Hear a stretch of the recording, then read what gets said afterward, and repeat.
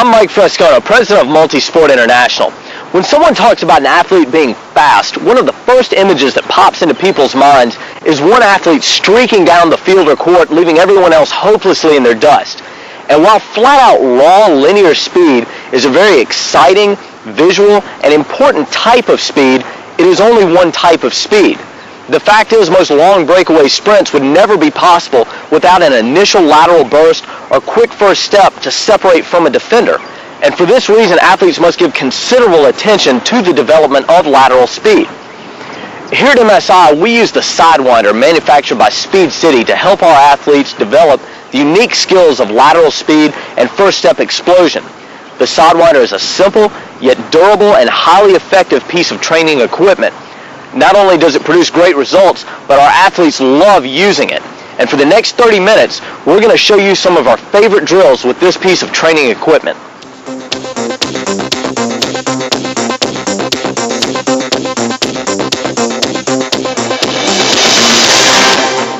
As mentioned, any breakaway sprint begins with an explosive first step.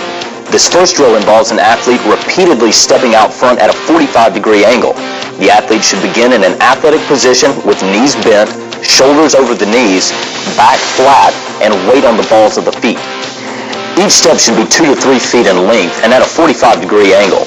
The athlete must make each lead step as quick and as powerful as possible to overcome the resistance of the Sidewinder. Once the lead foot has come back into contact with the ground, the trail leg then snaps beside the lead leg to put the athlete back in the starting position. The athlete then repeats the motion in the other direction, with each leg reversing in its respective role. Because the Sidewinder is a device that overloads the lower body with resistance and assistance, it is important to understand the concept of contrast training. Once the athlete has completed a set of front stabs with the Sidewinder should then be removed and a free set performed. The free set allows the athlete's body to adjust back to normal game conditions. The utilization of a free set will be applicable to most drills in this video, as will be demonstrated. Perform the same basic way as the last drill. Here the athlete moves backwards at 45-degree angles. The main difference here is that each step also involves the athlete quickly and fluidly opening his or her hips and shoulders in the direction of each step. Because this drill involves backwards movements, it is excellent for training defensive players. Again, sets with the Sidewinder should be contrasted with free sets.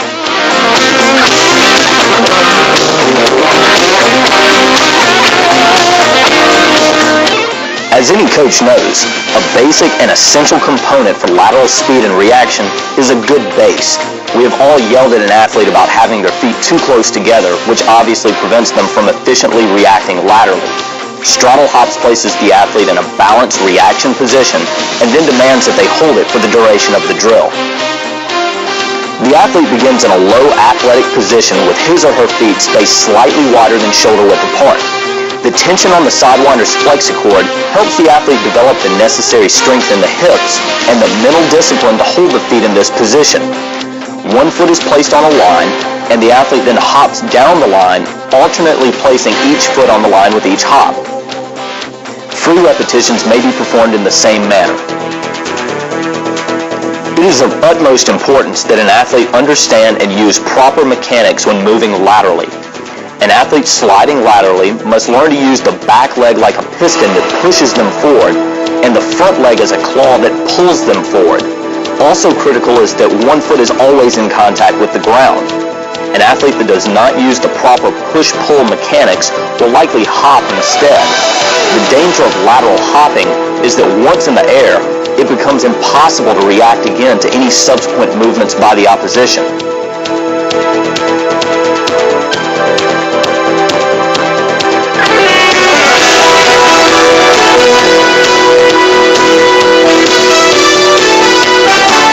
A variation of the last drill is for a coach to give that athlete verbal commands instructing them to change directions. The athlete should aim to maintain proper slide mechanics and to react as quickly as possible to the coach's commands. Yet another variation on the lateral slide is for the coach to instruct the athlete to change directions by tapping him or her on the shoulders or arms. Again, the athlete should maintain proper slide mechanics and react as quickly as possible to the coach's commands. Similar to the basic lateral slides is the W slide. Here a series of cones are spaced roughly 8 to 10 yards apart in a W pattern, and the athlete slides laterally to each cone. The goal is for the athlete to maintain proper push-pull lateral mechanics and to change direction as quickly as possible at each cone. The formation of the cones also requires that the athlete pivot off the plant foot at each cone and snap his or her hips and shoulders around in line with the next cone. Of course, at least one contrasting preset should also be performed. Here a series of cones or hurdles are arranged in a staggered series of straight lines of varying lengths. The athlete slides behind the first wall and then quickly steps forward or backwards at a 45-degree angle to get behind the next wall and smoothly continues the lateral slide. As with all lateral drills, equal repetitions must be performed moving both to the right and the left. Also, the auditory and sensory commands illustrated in drills number 5 and 6 could be implemented here as well. The sandwich drill is unmatched in training lateral quickness and reaction. Simply sandwich an athlete in between two cones placed approximately 10 yards apart and position a coach 3 yards in front of the athlete. The coach then tries to throw tennis balls past the athlete between the two cones. It is the job of the athlete to react to the throws of the coach, slide laterally to the ball, and bat it down with both hands. It is important that the coach watch the athlete to ensure he or she is reacting to and not anticipating each throw, and that the athlete is sliding to each ball and not hopping. Balls that the athlete knocks down by reaching outside the framework of their body do not count. The ball must be knocked down with both hands to ensure maximum lateral movement. This version of the sandwich drill is performed the exact same way as the last, except that the athlete is facing a wall 3 to 5 yards away and the coach is placed at the athlete's back. The coach throws the tennis balls off the wall and the athlete must react to bat the balls down. This version of the sandwich drill is much more difficult than the last and should be attempted only after a solid base of skills has been developed.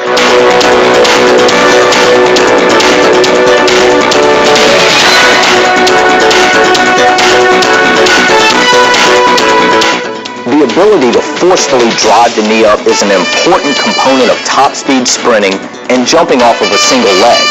The unique construction of the Sidewinder allows an athlete to resist this specific motion. In its most simple form, this motion can be trained by having the athlete lay flat on the ground and firing their knee up towards their waist. The primary muscles used and strengthened by this drill are the lower abdominals and the hip flexors. Lying flat on the ground also allows the athlete to concentrate on correct body positioning for top speed sprinting and single leg jumping. In both instances, the athlete should have a straight line from their heel to the top of their head. Kangaroo skips build on the mechanics of the last drill by putting the athlete in motion. The athlete keeps a straight line up his or her back, drives the knee up to about waist level, elevates as high as possible, and then lands on the foot of the takeoff leg. As the athlete takes off, full body extension should be apparent.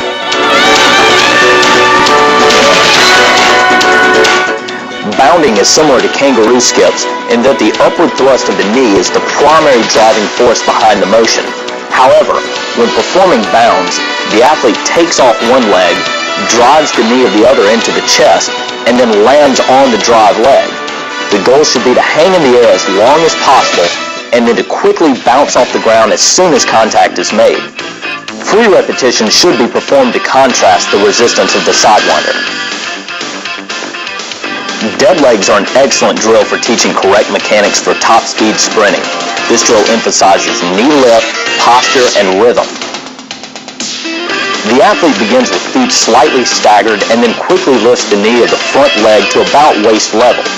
In the up position, the thigh should be parallel with the ground, the knee at a 90-degree bend, and the foot in a dorsiflex position. The foot is then returned to the ground, and the trail leg is moved forward 6 to 8 inches. The drill gets its name because the trail leg remains in a locked or dead position where the knee does not bend and only the plantar flexion of the foot pushes the body forward. This drill can be enhanced by adding cones or mini hurdles for the athlete to step over, as shown here. Line hops train knee lift, lateral quickness, and balance all in one drill. The athlete simply hops over a line by firing the knee closest to the line up towards the chest, so the Sidewinder is in a fully stretched position. The trail leg then follows the path of the lead leg, and the athlete lands and balances on the lead leg. Now on the other side of the line, the athlete should be standing on one leg ready to fire back in the opposite direction. The athlete should focus on maximum stretch between the ankles, height of each hop, and perfect balance and landing on each foot. Line hops can be enhanced by adding cones or hurdles to create more of an obstacle. Also, a coach or training partner can toss the athlete balls from his or her particular sport to force further concentration and coordination.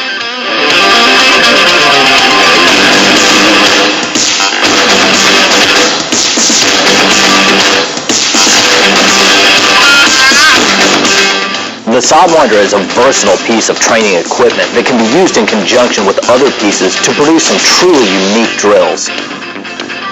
A Sidewinder and a quick foot ladder can be combined in a number of drills, such as the Ickey Shuffle shown here. The athlete must begin by learning the regular Ickey Shuffle on the quick foot ladder, which follows the pattern of 1 foot out and 2 feet in. Once the Sidewinder is added, the athlete then exaggerates the motions of the original Ickey Shuffle to create maximum separation between the feet and ankles.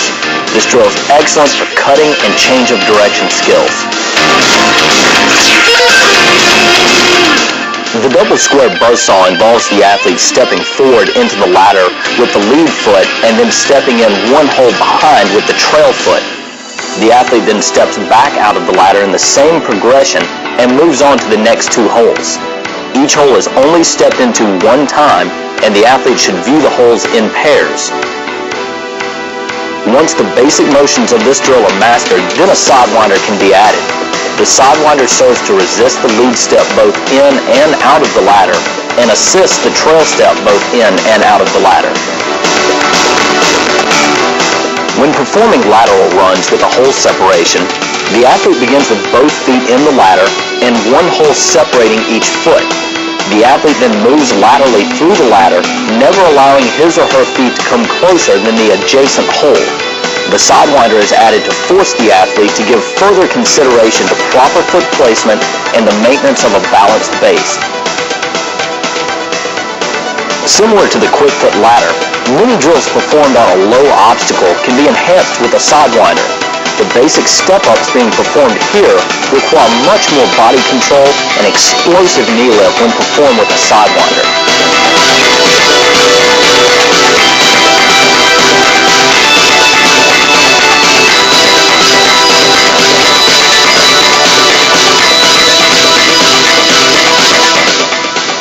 Lateral touches performed on a 10-inch bench teach athletes to land on the balls of their feet, explode quickly off the ground, and to maintain a strong base. Adding a Sidewinder increases the effort exerted by the hips to keep the feet apart in a wide reaction position.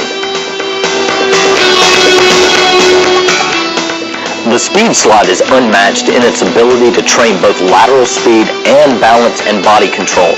The speed slide requires that an athlete be strong in his or her application of lateral force and at the same time be able to control themselves while on a very unstable surface. In order to stay balanced on the speed slide, an athlete must keep a wide base. The slick surface of the slide makes this a difficult task by itself. The addition of a Sidewinder makes this motion even more difficult because the athlete must fight the resistance of the Sidewinder to keep the feet apart. The Sidewinder can be used to add a new twist to your existing dot drills. Here we are using cones rather than a dot mat, and the athlete is reacting to the commands of a coach. Each step is taken at a sharp 45-degree angle, either to the front or to the back, and then the athlete quickly returns to the middle.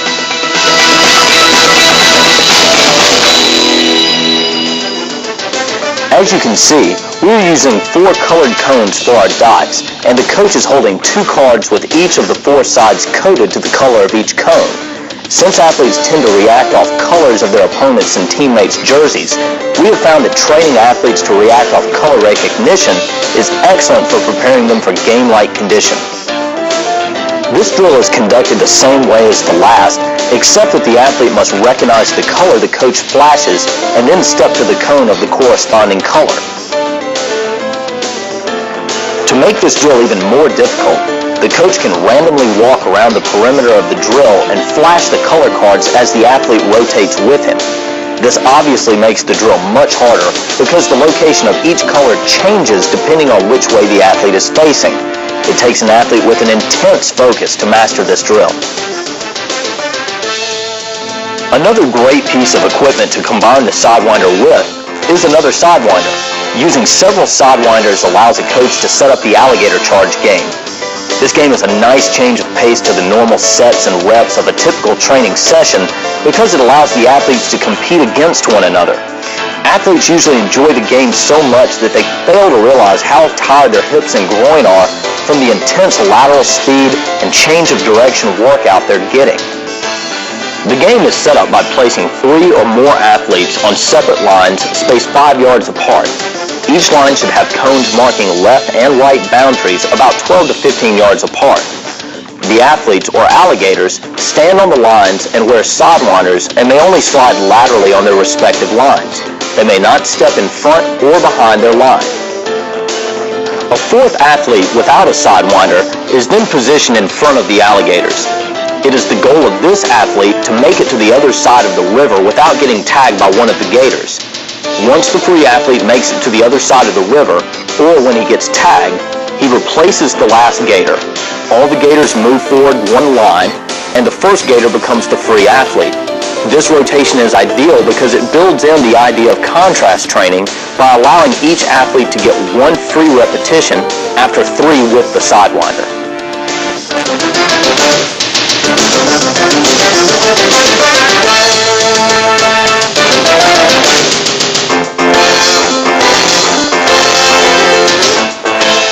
One of the real benefits of training with the Sidewinder is that it can be used in all kinds of sport-specific situations.